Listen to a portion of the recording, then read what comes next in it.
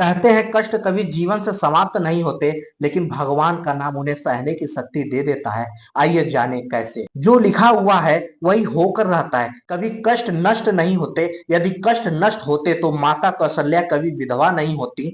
महर्षि जी कहते हैं जिनके पुत्र स्वयं भगवान श्री राम जी थे, उन्हें भी वनवास और अपार वेदना सहनी पड़ी थी।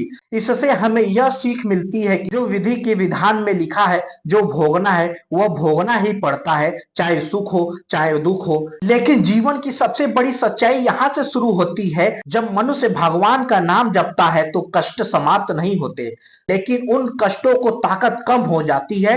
वे हमें तोड़ नहीं पाते, हमारे मन को हिला नहीं पाते, क्योंकि नाम जप से भीतर एक ऐसी शक्ति जागती है जो हर परिस्थिति को सहने की ताकत देती है। आइए इसे सरल भाषा में समझते हैं। जैसे कि सर्दी के मौसम में ठंड तो रहती है, आप चाहे तो ठंड को खत्म नहीं कर सकते, लेकिन जब हाथ में ठंड लगती है तो हम दस्ताने पहन लेते हैं। लेकिन अब ठंड तो वही है, लेकिन उसका असर कम हो गया। ठंड खत्म नहीं हुई, पर उससे हम बच गए। ठीक उसी तरह जीवन में कष्ट आना तय है, यह हमारे बस में नहीं है, लेकिन उन कष्टों को हमारे ऊपर कितना प्रभाव पड़ेगा यह हमारे हाथ में है। जब हम भगवान का नाम जपते हैं तो वह नाम आध्यात्मिक कवच बन जाता है।